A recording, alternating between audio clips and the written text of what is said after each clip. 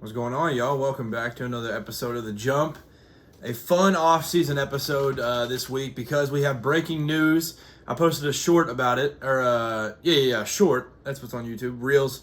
I posted a little bit of everything about it because it was such big news that I had to talk about it right away. But here we are a few days after. On Monday, we got announced that EA will be bringing back college basketball by, honestly, the coolest way possible. Just putting out time for the madness, or it's been too long, whatever. It was amazing to see. I was absolutely stunned. I actually saw it through an On3 notification first, but then I went to theirs and I was like, man, we really we're here. This is happening. So that was really cool. So it'll return in 2028, so it's going to be a while. But similar to how college football was, it was announced in 2021 that they would be doing college football again, and then it releases in 2024. So it's a 3-year difference. Same type of deal here. It's going to be released in 2028. It'll be college basketball 29 when it comes out. But I'm ecstatic. I'm so excited about it. Here's a list of a few things that I'd like to see. I'd like to see all-time teams in there because there's a lot of teams that we had to miss out on. 2015 Kentucky is the first that comes to mind because it's the most loaded team of all time. So that comes to mind. There's a lot of niche teams that come to mind, like the Dayton 2020 team, where now we can play as them and see what would have happened. That type of thing is just super exciting to me. So I'd like to have all-time teams in there, whether it's just one or two for each university or just some that are just historically awesome. And even just way back when. I want to play as Larry Bird at Indiana State. I want to do all these cool things. So that would be super cool if we could get that. I'd like to see summer trips. So teams have gone to the Bahamas. Teams have gone overseas. I think it was last year before. Auburn went to Israel. That would be cool just to be able to do something like that in your dynasty mode or just whatever. If it's something that team's doing in real life, then do that. I don't know. But I think summer trips would be cool. It's just another little idea that kind of popped in my mind. But I think they said it'll be over 700 teams in this because there'll be men's and women's. Tons of schools for both. So that'll be amazing. I'm excited to see what they do for the Road to Glory dynasty type thing because there wasn't a Road to Glory in the last one. But obviously the dynasty and all that and the franchise or whatever it was called back in the old one. I haven't played it in a minute. I need to play that one more. NCAA Basketball 10 with Blake Griffin on the cover. I played that one a ton. I was a huge 2K8 guy though. I was massive on 2K8. Loved that one. But I'm just interested to see kind of what they do on that, what kind of path they make, if they're going to allow you to play in high schools like they do in the college football game. And just kind of what path they have for you on that. I think that'll be fun to see. Like I mentioned, men's and women's teams in the game. This will be the first one with women's teams in it, I believe, unless I'm blanking and forgetting something. But, yeah, EA absolutely killed it with college football. Obviously, this EA College Football 26 that releases in a few days won't be the exact same, but the numbers on EA Sports College Football 25 were historic. The record number of sales for that one, and then here we are with 26 coming out, and I know a lot of people are super excited for it. Which also with that, this new college football game is going to be amazing. I don't know how much you guys are into it out of all of you viewers, but I've been loving the content. Today I found out about the hat fake or whatever on your commitment on Road to Glory. The details are just incredible. The Texas Tech tortillas are in the game. Enter Sandman's in there. Fiend is on there. The full Virginia Tech walkout is on there. I can't even remember all the new celebrations are amazing. The new playbooks, there's over 2,500 more plays. I cannot wait till College Football 26 comes out. So I'm hoping you all are excited as I am because, man, the 2025 was great. Now they just added, and it's just basically adding stuff to it, and it's going to be amazing. But like I said, they killed it with college football. I think they're going to kill it with college basketball as well. But 2K had posted the same thing that day. It said that campus has been too quiet or been quiet for too long or something, kind of hinting at them also making one. But then I don't remember who it was. Somebody had mentioned that there could be a collaboration between the two where 2K and EA just combine which would make it, I think, a lot easier and better for both. Like, there'd be no clashing of the brands or anything, because like EA has the rights to all the Madden players or whatever, but like they wouldn't have the rights to 2K, and I don't know how 2K would handle it, if they would kind of be generous and let them just like, if they want to make like the Road to Glory thing where you go through all of it all the way up to the NBA. I don't know if 2K would want to be like generous and just kind of donate their players and even for the all-time players for like my Ultimate Team and my team and stuff, like to be able to access those players. It'd be a lot of difficult things to go through, but if they do combine, that would be awesome. But I think having a competitive series there would be a super cool thing as well. So yeah, I'm just excited for the game. It's been announced. It's here. We've got it. I know it's going to be a while, but at least we've got it. That's all that matters. So moving on from that, I got to talk about these two players. There's two players right now that are turning heads in the middle of the summer. These are two college basketball players that aren't getting enough respect. We'll just put it that way. So this class, for a long time, this senior class of high school, it's been AJ DeBonta, Cameron Boozer, Darren Peterson. Those three are up on the mountaintops by themselves, like tiers ahead of the rest of this class for a long time. And it's felt like, man, like AJ's been one at one point, Darren's been one, I think Cameron Boozer was one at one point. Like, it's shifted, different rankings say different things, but it's always those three because those are the three best. But there's a fourth. And as a Kentucky fan, I hate to admit this, Mikel Brown is up there. Mikel Brown Jr., future Louisville Cardinal, through 4 games so far in the FIBA U19 World Cup, is averaging 15.3 points per game, 2.3 rebounds per game, 6.3 assists per game, which is third most in FIBA, shooting 52.5% from the field and 53.8% from three, and then 71% from the free throw line. I mean, I was going into this offseason knowing they have Mikel and they got all these transfers early. They got Woolley, Conwell, McNeely very fast in the portal. And I was like, man, that backcourt, that backcourt's scary. That's going to be a problem. Not even really taking into account the fact that Mikel could also be insane. With him being insane, I mean, Purdue's going to have quite the argument, which is, I'll get there in a second.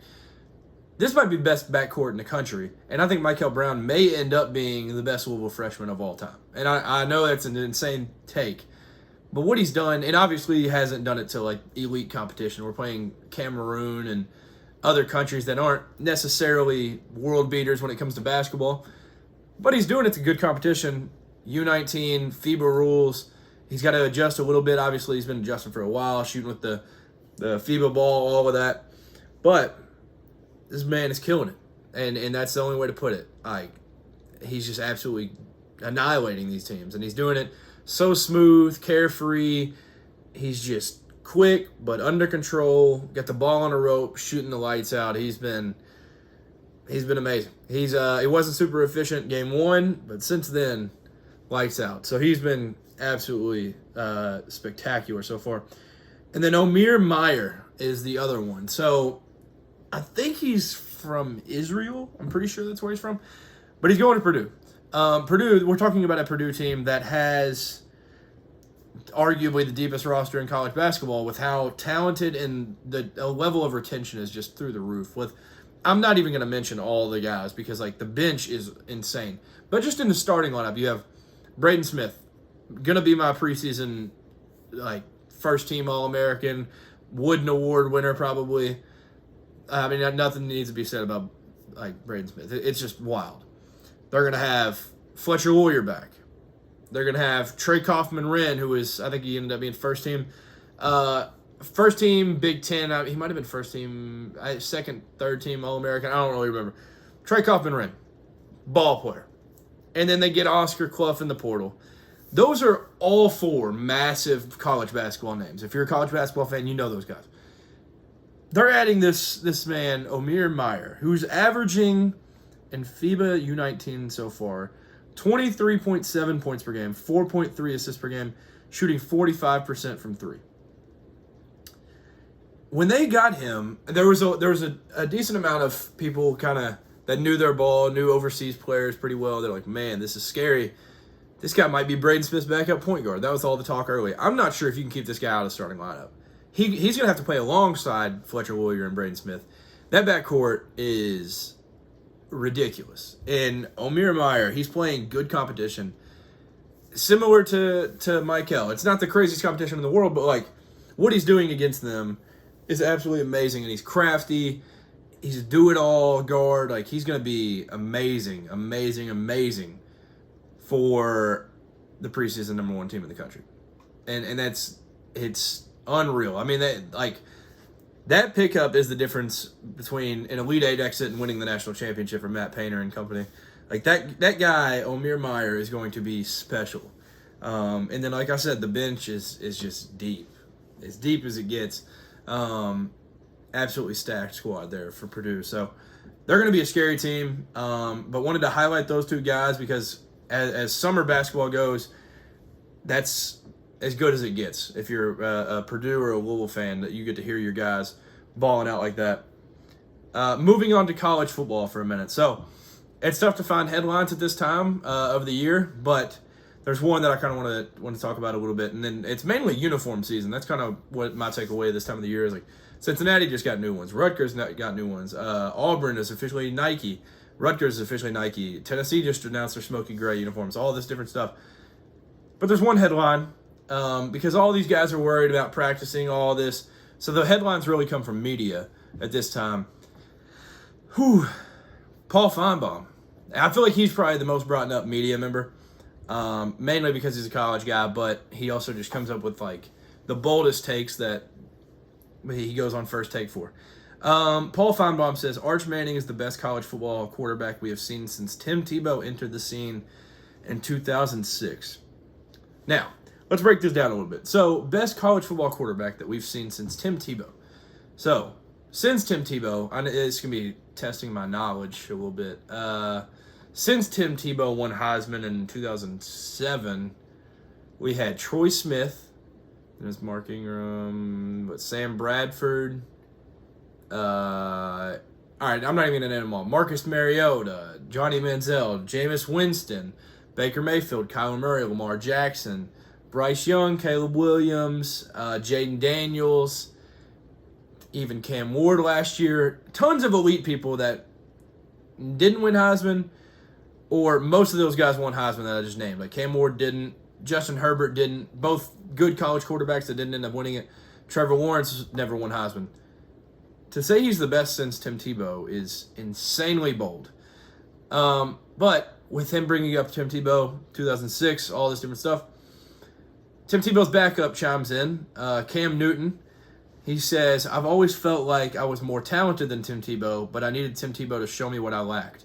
So that was in comparison to his journey as a college quarterback and Arch Manning's journey as a college quarterback, saying Arch really just needed Quinn Ewers to show him what he lacked. And I think there's a lot of truth to that.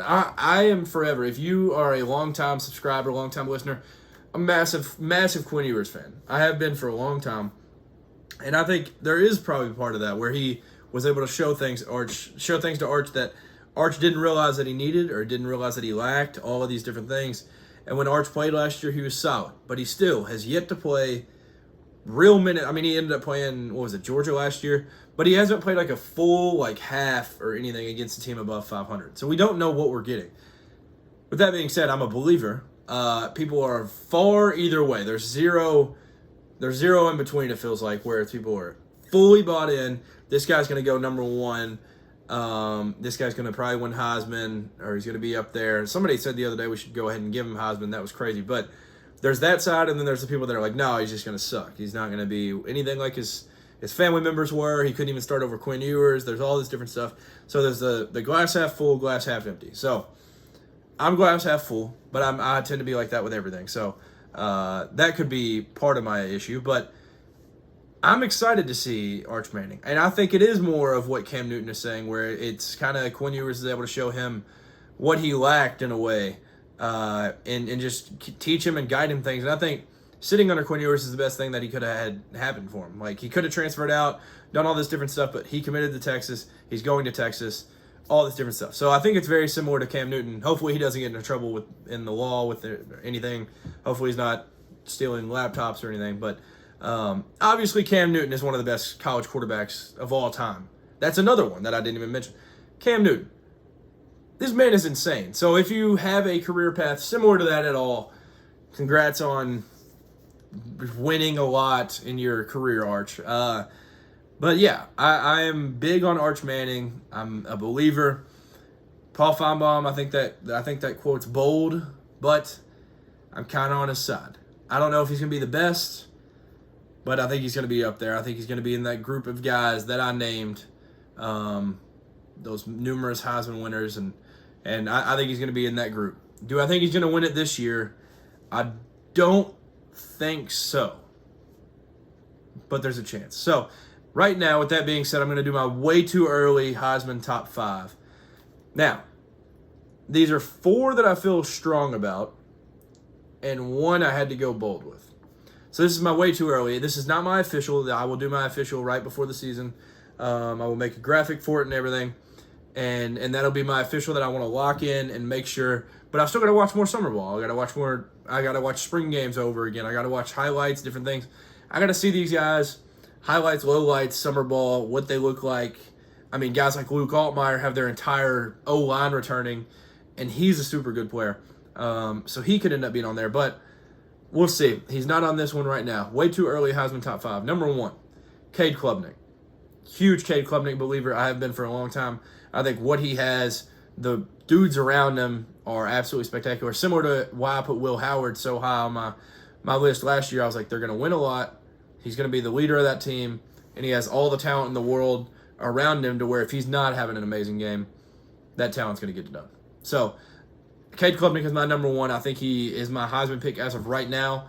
I don't know if I will have him as my Heisman pick when it gets right before the season.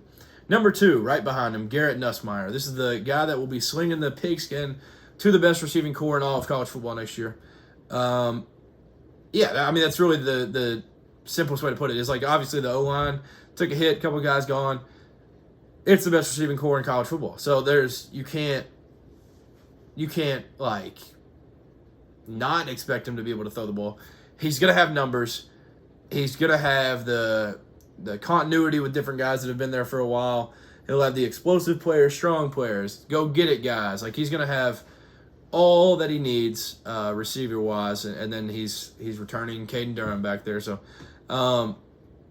yeah, I think they're just going to be an amazing team overall, and it's ironic because those two will end up facing each other very, very early in the season. Jeremiah Smith. So speaking of wide receivers, I have him 3rd on my list. This guy has had an incredible offseason, gained a ton of muscle. Just signed with Adidas. I can't even imagine the deal that is. But Jeremiah Smith, I don't think I even need to say a whole lot. I think it's just tough for a receiver to win it, but Devontae Smith proved that it can be done. Obviously, he's going to have to do something spectacular, but I think with who they've lost to the draft and this team kind of being his now, receiver-wise, in my opinion, losing to Mecca Ibuka, obviously he's still going to have a lot of these guys around him, but this Jeremiah's team, he's going to be getting the ball, and I think he could win Heisman. I think he's just such a good player. I don't really need to even say a whole lot. 4th, Arch Manning, the man I was just talking about. I have him 4th right now because I'm just still not 1,000% sure, but obviously I'm sure enough to put him on my Heisman list. He's going to be using his legs, using his arm, whatever it's going to take, and I'm just excited to watch him play. And with me being from Kentucky, Texas comes to Kentucky this year, I plan on going to that game and getting to see the man in person. Hopefully at that point he is up in the Heisman race, and I get to see a potential Heisman winner. And then 5th, Devin Dampier. This was the one I said I had to go bold. Utah Ute. Devin Dampier transferring from New Mexico with his OC, Jason Beck. Both of them going to Salt Lake City from New Mexico. I just love when people make the moves with their OC. Like, it tends to work when people make that transfer with their OC. Yeah, it's just I feel like I'm trying to think of a couple off the top of my head, but I can't really think.